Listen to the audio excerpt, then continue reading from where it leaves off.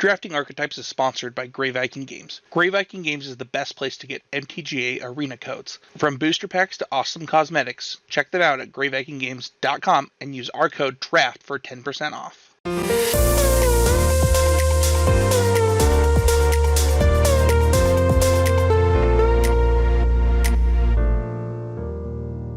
Hi everyone, this is Sam Black with Drafting Archetypes, and today we are going to discuss Witherbloom in Strixhaven. I am not splitting Witherbloom up into multiple archetypes because I don't really believe that there are multiple viable ways to draft Witherbloom. To be honest, I think Witherbloom is not very well supported, which is something that we're going to be discussing, but I do think that it's possible to draft successful Witherbloom decks, and it's not nearly as hard as it is to draft at least successful archetypes in Kaldheim, for example. All of the archetypes in Strixhaven are within a reasonable distance of each other in terms of success rates. Witherbloom, according to 17 Lands, is currently almost exactly as successful as Prismari. I don't know, says some things depending on your perspective. So there are ways to draft these colors successfully. It's not like this whole archetype is a giant trap and you should avoid it. But there are some cards and sub-archetypes that are traps and that I do think you should avoid. And that's definitely something that we're going to be talking about today. First, I want to cover kind of what I see as the major problems for Witherbloom. Let's just get that out of the way first. So the biggest problem is the lack of gold cards. There just aren't very many strong cards that are green and black. And those are the cards that are supposed to be paying you off for being in this archetype, getting in this archetype in the first place. And the reality is your deck is just supposed to consist of good green cards mixed with good black cards. I've noticed in the last few days, people on my stream asking if I'm forcing Quandrix or something. And what usually happens is I start my drafts by taking strong lessons and monocolored cards, and then around 4th or 5th pick, I'll often get past a strong gold card, usually a strong uncommon, say something like Quandrix Apprentice or Zimone or Quandrix Cultivator or maybe Rutha or Killian or whatever, some strong uncommon gold card. And that'll lead me to identify that that archetype is open and solidify in that space.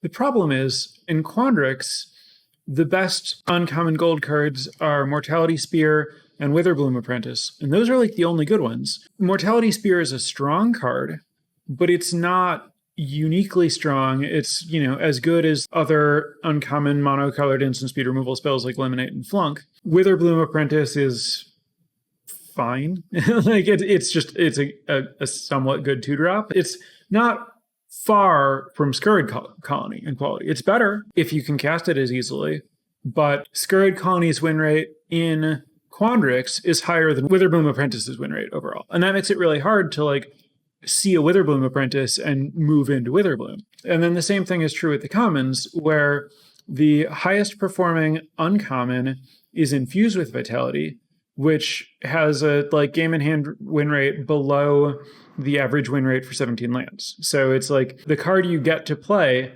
as a reward for drafting these two colors together is a completely average common. There's not much going on here in terms of the gold cards to pull you into this place. That means you're basically just playing good green cards and black cards, and that's fine if green and black are open. The mere fact that Quandrix Campus exists gives this a significant advantage over a color pair that doesn't have a name, Dimir or whatever, that's fully unsupported. Getting Witherbloom Campus and having access to a few gold cards is enough to make this a pair of colors that are worth playing together rather than not. But if you're looking for some kind of strong signal to be this thing in particular, rather than just ending up here because you happen to get some good green cards and good black cards, you're very unlikely to find that in any given draft. The other big issue is when looking over the commons that you want in this archetype compared to, for example, the commons that you want in Lorehold Aggro. What I found was that the commons that seemed most successful in Lorehold Aggro and that you'd want to build your deck around, a lot of them were cards that you could reliably table that other people didn't want, so you could have them. And then you could plan for that and build your deck around them. Whereas with Witherbloom, you just want to fill your deck out with generically good cards. You're not really looking for a particularly focused strategy or any narrow synergies. which means you want cards that everyone else also wants. So you're fighting Quandrix for all of your green cards, you're fighting Silverquill for all of your black cards. That means it's really hard for you to get value out of the back half of a pack, unless one of your colors happens to be just really wide open for the whole table. And then the fact that you don't have gold cards that can be open, you need your actual colors to be open, means that you can't be fighting with someone, for green cards, you can't be fighting with someone who's Witherbloom or Quandrix. White cards, you can't be fighting with someone who's Witherbloom or Silverquill, which makes it hard. I mean, it's not bad to be in this seat. It's just more rare that it'll be good to be in this seat. And then kind of more specifically, like the same point, but a little more precise. The problem with Witherbloom, in a way, is that Professor of Zoomancy is just too good. Professor of Zoomancy should theoretically have synergies with like what Witherbloom is doing. Like it looks to me like it's supposed to be the Witherbloom good card rather than just like the green good card. But the reality is that it's just the green good card. In fact, it actually has a higher win rate at large than it does in Witherbloom, probably because Quandrix is just a more successful archetype in general than Witherbloom is. The advantage that you get from getting access to like blue and green gold cards or getting to work with blue cards instead of black cards is bigger than the like explicit advantage of the theoretical synergies that Witherbloom has with pests. Those are the obstacles. As far as like, why am I talking about this all as one archetype? Like, aren't there multiple different things you can be doing with a Witherbloom?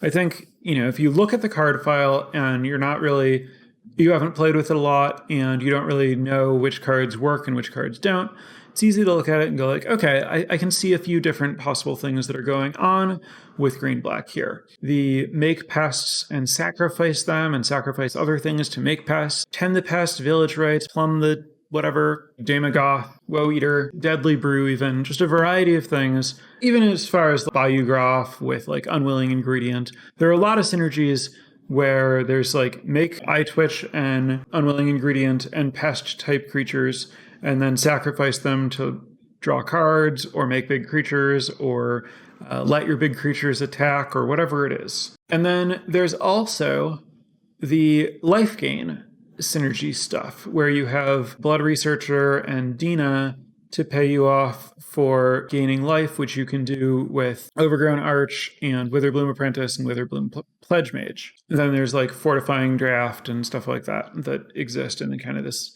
life gain space. There's a theoretical bridge between those archetypes in that when you sacrifice a pest, you gain a life. And so sacrificing a pest can be part of the whole life gain strategy, and that means that you can focus on like one element here or the other, or you can combine them. But the results seem to indicate that none of that stuff is worth doing. When I sort green-black cards on 17 lands by the number of them that appear in people's hands when they play green-black, so like basically the frequency that they're played, versus how often they win when they draw those cards. The cards that win very little while appearing in people's hands very much are like the cards that I would identify as traps. Cards that people are playing a lot that they're not winning with, that they probably shouldn't be playing with as much.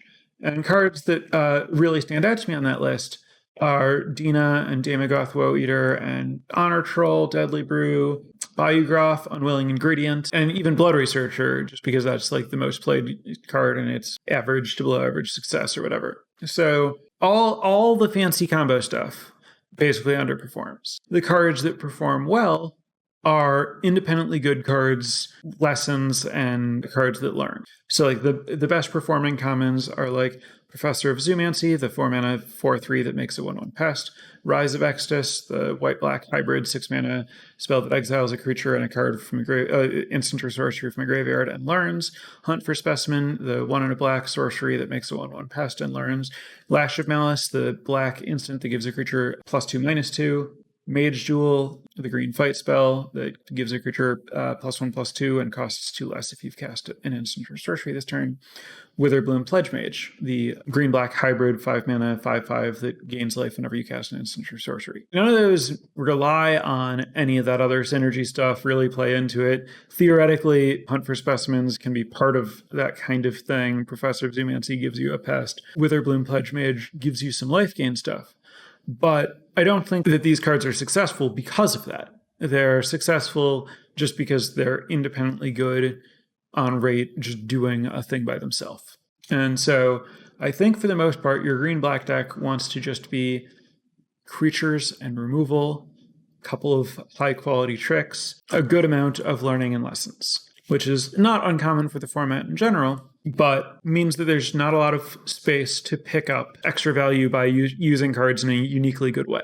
Looking at the natural curve of, what happens if you just take all the good cards and put them into a deck. Where do you have like an abundance of too many different versions of the same effect or different cards at the same cost versus a shortage where you don't have enough cards at a cost that you want? One of the main things that stands out to me is the shortage of 3-mana creatures. Blood Researcher and Quandrix Pledge Mage are both available and not actively bad, whereas there are a lot of other options that are available and actively bad. There's the 2/4 Karak, vanilla 2/4 for green and 2.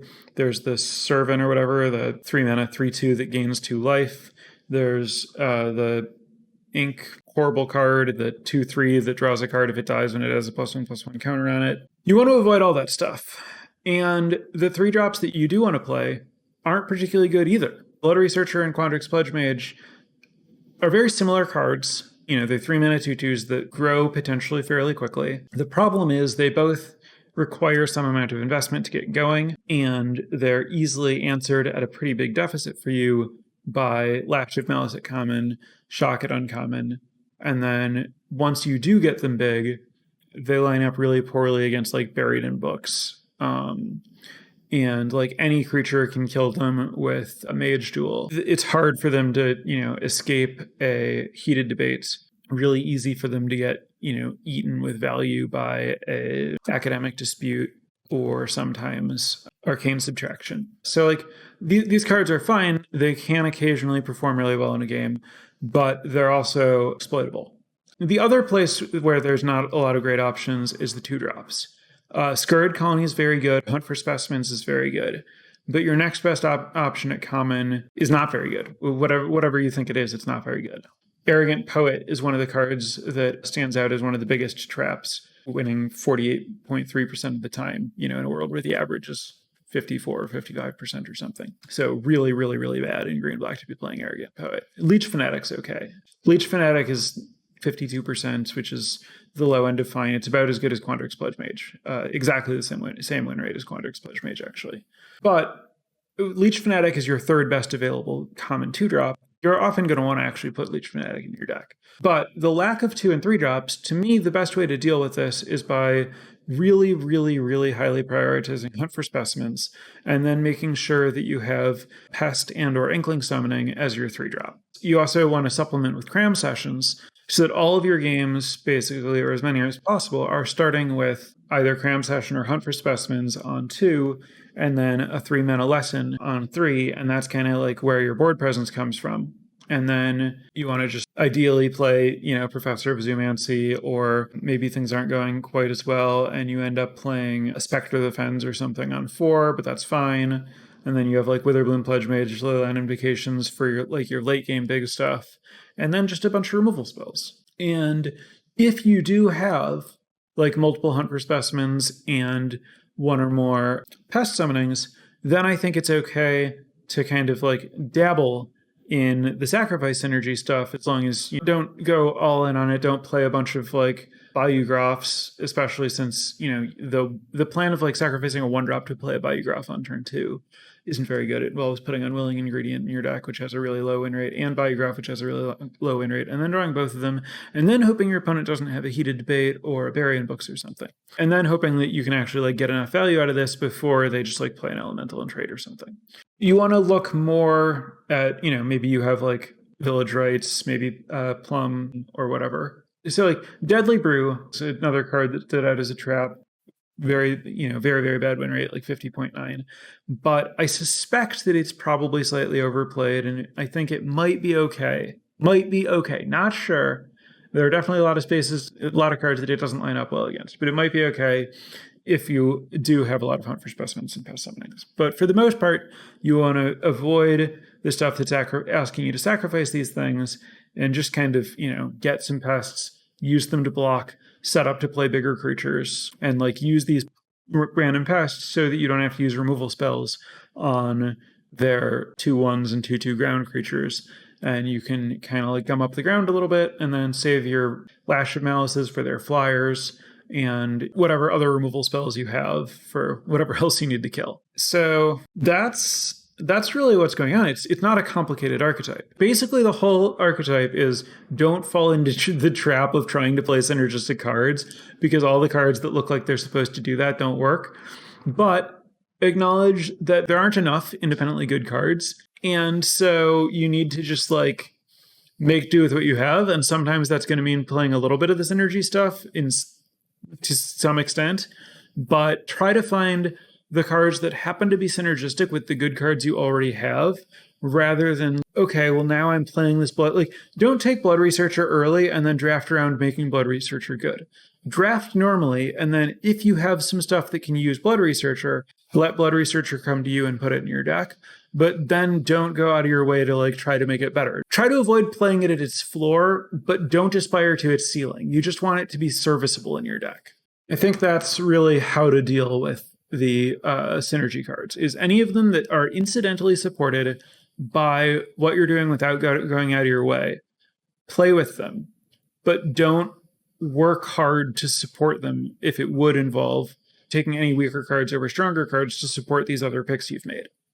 And I think that's really like the most important part of successfully drafting Witherbloom, is prioritize your fundamentals and then let the synergy stuff fall into place naturally without really working for it. One other really important card to call out that I don't have a lot to say about outside of just some numbers, Fortifying Draft.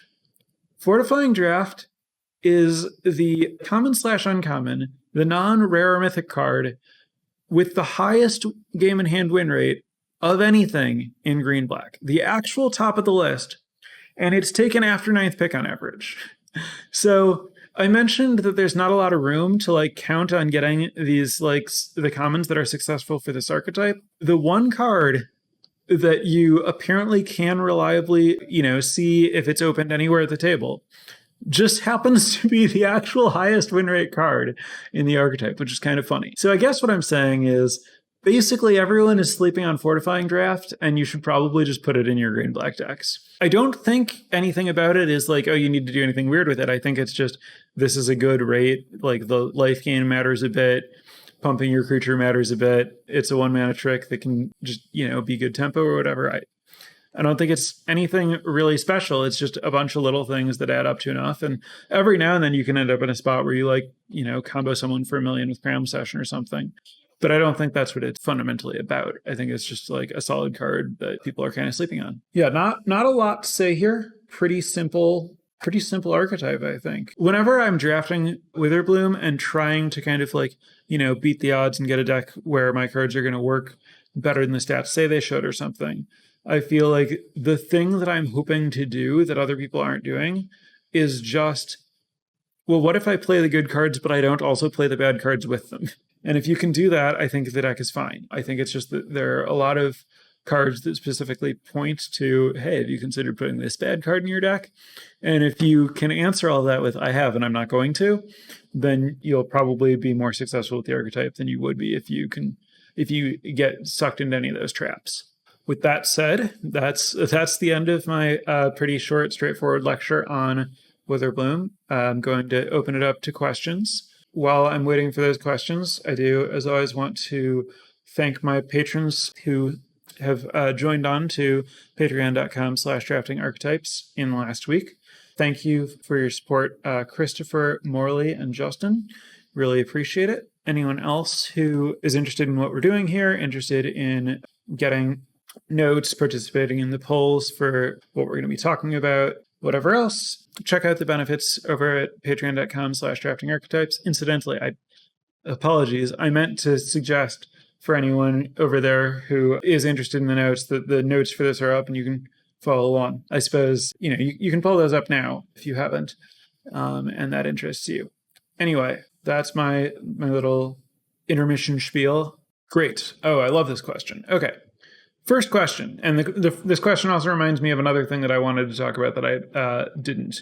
So we're gonna cover this question in a little bit of a tangent. So, outside of sciences, are there? Oh, that's another great point. Okay, outside of sciences, are there specific lessons you're looking to pick up in Witherbloom, or is it just any lesson is better than an average playable?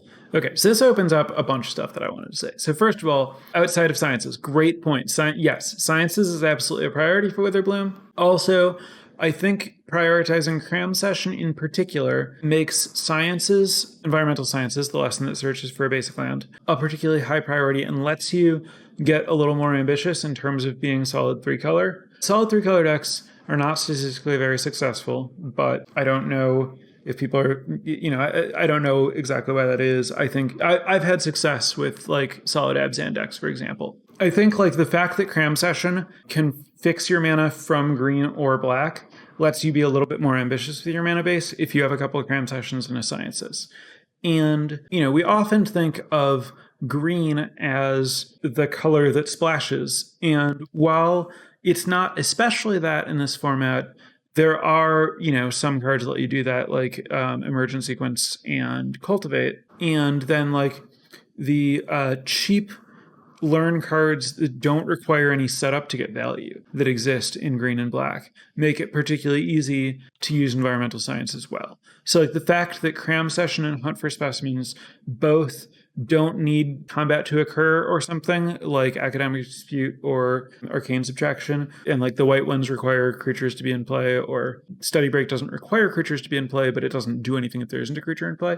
The fact that cram session and hunt for specimens both do something positive for you if you just cast them on turn 2 makes it a lot easier to use them, to use environmental sciences to like splash. And that makes Witherbloom a particularly good deck to splash extra colors in and fix your mana with environmental sciences, which makes environmental sciences a particularly high priority here and can help deal with the lack of gold cards available in green and black if you can steal other people's gold cards and fix your mana with sciences. So first, great point about sciences being a priority. Yes, it absolutely is. And yes, that informs like some other stuff about how you should be drafting the deck and other ways to like get value here and find other good cards to play to avoid playing some of the like trap cards that I was talking about. On top of cram session, hunt for specimens being great lessons that don't require any kind of specific setup that you can just play for value on an empty board, you also have Field Trip, which Field Trip I wanted to call out as another really good card in this deck because of it being another solution to the lack of good 3-mana creatures problem. Another great opening for this deck is instead of going like hunt for specimens into some kind of summoning, you could instead go like Scurrid Colony into Field Trip and then set yourself up to play like a Witherbloom Pledge Mage or something like that on the following turn. So I do think that you want to prioritize all of those learn cards really, really highly. And yes, sciences is the highest priority lesson.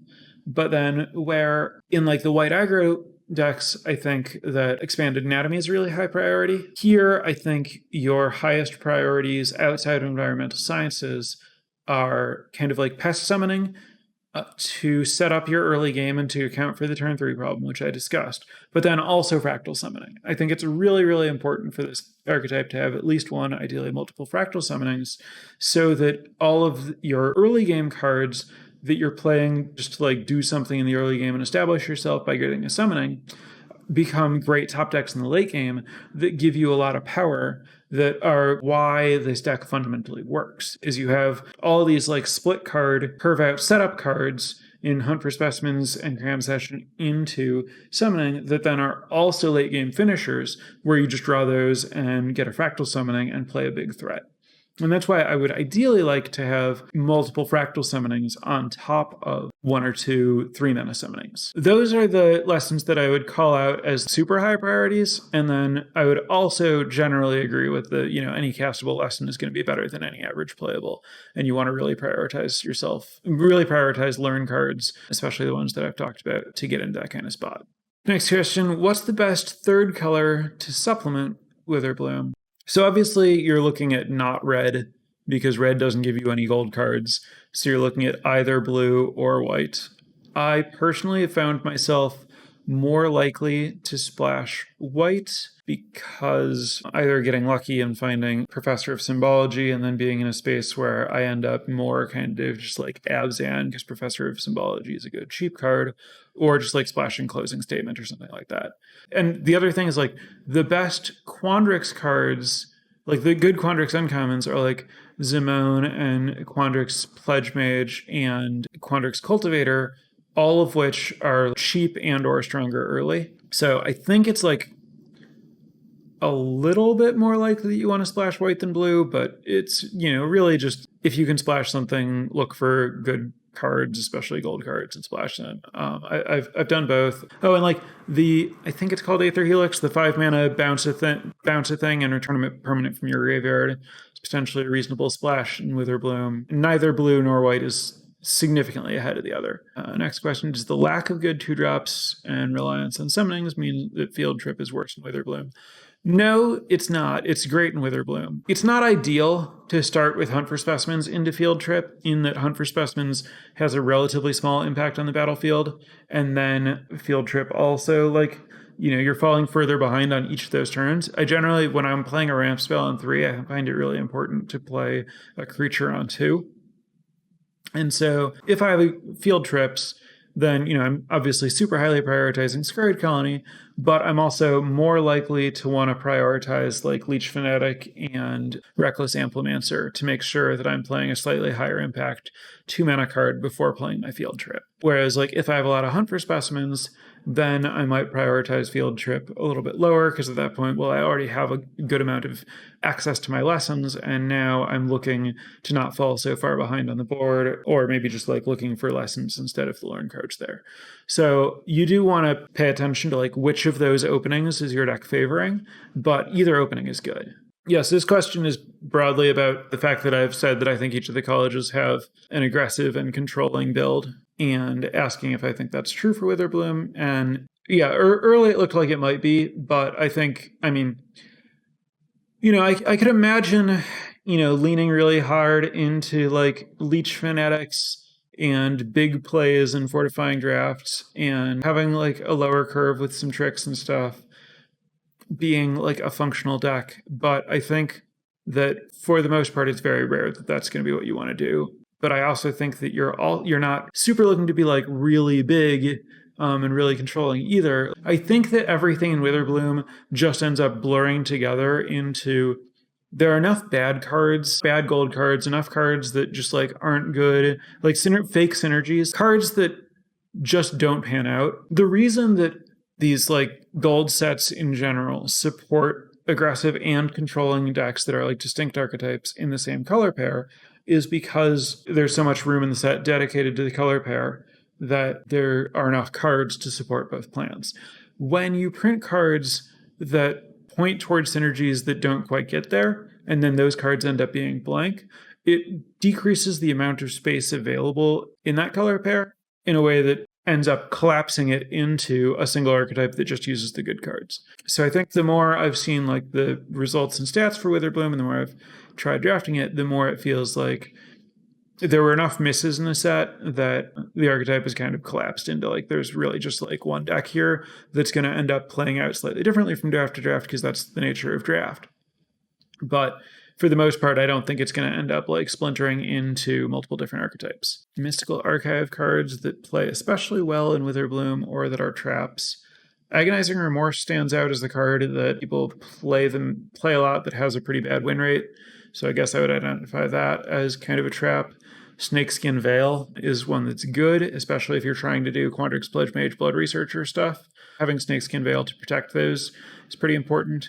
I'd also point out that if you find yourself in a like, okay, I'm doing like Blood Researcher, Quandrix Pledge Mage stuff kind of space, and you're like, all right, I'm going to protect these with Snakeskin Veil. Another card that doesn't have great stats overall, but I've had some good experiences with, is Tend the Pests. And I think that Tend the Pests is good if and only if you have a good number of big creatures to sacrifice to it. But in general, anytime you can sacrifice a big creature that's going to get killed to Tend the Pests, that ends up being like a really big swing. Like if you get 5 or more pests, that's like very significant, versus especially if it was a creature that was going to be dead. So I think like Tend the Pests is kind of another way to protect a Blood Researcher or Quandrix Pledge Mage that you've invested in. There's the only Mystic Archive cards that like particularly stand out here. I mean, Eliminate is just like a good removal spell and stuff. But next question is that the trophy leader on Magic Online said that he had a good success with Witherbloom by just playing a bunch of Biographs and eye twitches and unwilling ingredients to curve into Biograph, and he's not sure how to square that with my saying that they're bad. All I have to base this on is the fact that those cards have really low win rates on 17 lands, which maybe speaks to not they're bad when combined, but that people are more likely to put them into their deck when they're not combining them than they should be.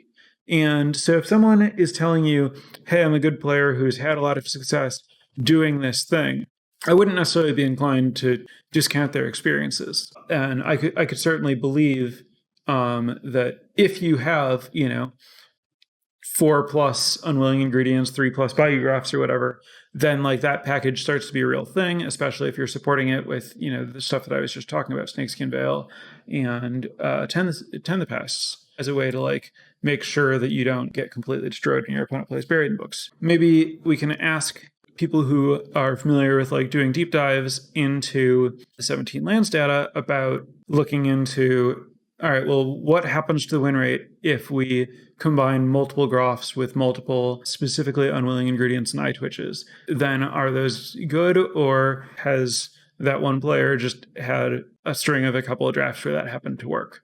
So as for don't know what to think, I would say, anytime someone's saying, yeah, don't do this, it doesn't work, and someone else is saying, I do this and it works, you're better off trusting the person who said, I do this and it works, because the person who says this doesn't work probably doesn't do it, and so they don't have their own direct experiences about it, whereas someone who's like, oh yeah, I do this all the time, it's successful, if that's true, then they're right. That's just how it is. Like this, I do it and it happens, is very hard to refute. I'm not saying any card that has a low win rate here or that generally isn't successful can't be in certain instances. And if you find cards that are valued low enough that you can put together synergies that do work, that's great. But what I know is these cards are either being so overplayed that they're being played off plan and then they're unsuccessful, or that people have tried combining them in the ways that should be fairly obvious and it's not working. And to me, I guess I'm assuming that when the synergies are like this straightforward and obvious, that people are at least trying to put them together and then it's not working. That's kind of my feedback on that space and what to do when you have conflicting information in general. Well, it's going to wrap this up a little shorter than usual, which I'm totally fine with. When I set out to create this project, my plan was, not to try to hit a particular length, just say what there is to say, and that should be sufficient. Yeah, that will do it for Witherbloom. Hope this was useful, even if, couldn't say, oh, here's, the hidden combo that makes this work. It's really just, fundamentals of creatures and removal. Thank you very much, everyone, for tuning in, and next week we'll be back with the archetype of the choice of the patrons who choose to vote for the next archetype. Thank you, everyone, and goodbye.